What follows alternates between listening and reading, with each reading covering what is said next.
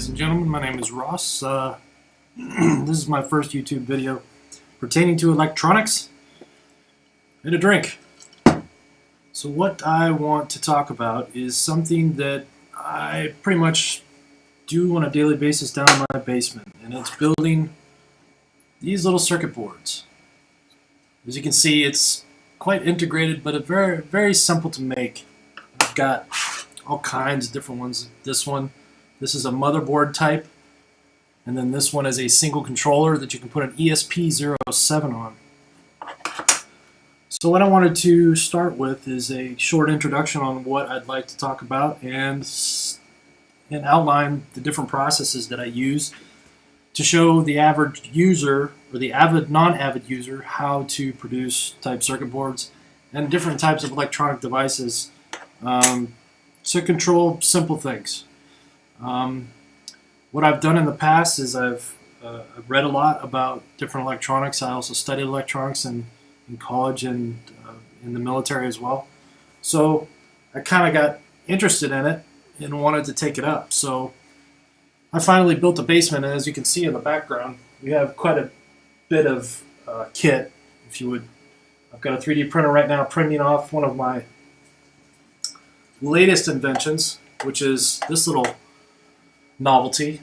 It is a entertainment center controller, and what it does is controls the power and the controls of all of the different devices that I have hooked up in my entertainment center.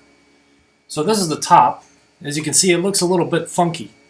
Well, it's because it is. This is a fan outlet, and what it does is this is the top piece. It sits just like this, and what it does is it sucks the hot air out of the top of it and then blows it out the side of the case. In the case itself, you can see where the fan is. Whoops. See where the fan is? Well, this top piece goes right over the fan where it actually sucks the heat right out of the case. Fairly easy case to design. Took a little bit of time, but once you start learning the software, it's quite simple. It just takes a little bit of time and a little bit of tuning. Stuff like that.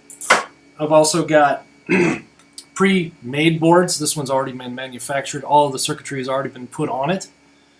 It's actually working. And then I printed off these smaller boxes. This is actually a mini controller case. This hooks up to 240 volts AC, and it has a small power supply inside of it, if you can see it. And it converts 240 volts AC to 5 volts DC, 3 watts. And it controls an ESP07 along with some other electronics that are on board to control a solid state switch. And it's rated at 2 amps. I've also got on the top of it, as you can see, is a DHT22 or a CR2032. It is a humidity temperature sensor. So these are the types of things I wanted to discuss to show some of the beginners out there, because I've watched a lot of videos on YouTube and I've seen a lot of really cool things, but I haven't seen anything that really goes into depth about certain programs. One being AutoCAD 123D design is always being modeled on the web, but there's not a lot of instructions on certain ways to use it. It's a great tool for starting your 3D printing. As you can see on the side, I've used it to develop this one, and it's actually printing this. I'm making a secondary controller for the house. And then you've got tools like my favorite, which is fritzing. Currently, I have these boards in development,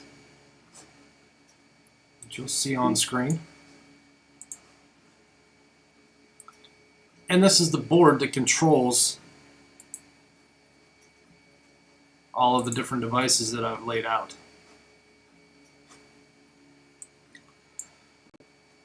And I wanted to go over exactly how I went about doing this to show some people out there, exactly how this is done, and also probably have a drink at the same time. Mostly I'm a red wine drinker, so tonight I'm having a Bacardi Black with Diet Coke and some lime. Gotta watch my waistline. But I keep it to a minimum, so it's not too dangerous. I'm working with 240 volts as being an electrician, and I know it's dangerous, but I only do the high voltage stuff when I'm sober, completely sober. So in the next few weeks, I'll be showcasing these types of programs, pieces of hardware, pieces of software, also integrated circuits, explaining to you how exactly they work, like NPNs or PNPs, V1117, is that 1117s, which is a 5 volt or a multi-volt to 3 volt converter, types of batteries, 3.7 volts, lipos. We've got, God, what do we have here? Fan controllers. I built a fan controller board. I'll show you how that works. I've got all kinds of different I2C type controller functions on different types of chips. Let's see what else. How to build a power supply, especially if you've got like a desktop like this. I have a 5 volt, 15 amp setup to where I can connect up to the USB or 2 pin. How to use the ANET A8 printer. It's a beast, but once you get it tuned right, works fine, works great. I've got soldering iron. I've got a hot air soldering iron as well, and then different other types of tools and mechanisms that I use during the shop time. But it'll be interesting because, like I said, there is not a lot on YouTube that really shows from beginning to end how to get from what you see on the screen to this, and then into this, where you can actually plug it in and know that it's actually going to work. Another big program that I use, which is really nice for the 3D printing, it's called Simplified 3D.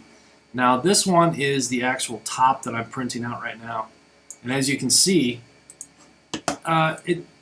it doesn't help you design it, but what it does is it helps you fine-tune the actual printer settings, i.e. the injector, the plastic molding, extrusion, your bed movement, how fast you want it to print, the bed heat, the extruder heat, all kinds of different settings. It's really, really good. A little expensive, but I recommend it because it doesn't waste your time. It gets down to the nitty-gritty. The functions are simple, and all you have to do is take a little time to read a little bit of the documentation. Another big piece of software that I like to use is, where is it? Here it is. So it's Domotics. I believe it's a French person that developed the software, and this is actually my dashboard for the house. And as you can see, there's quite a bit of stuff on here. And most of the controllers that I have in the house are based on the ESP07s or ESP12Fs. They're very small chips, very inexpensive. I usually get all of my stuff from AliExpress, which is really cheap. It takes about 4 to 6 weeks to get the stuff, but once you get it, you really don't have a problem. I've run into, I think, 2 ESP7s that have gone tits up, to say. But other than that, I haven't had any problems with them. So, like I said, in the next few weeks, I'll put together some videos to show you exactly how to go from start to finish.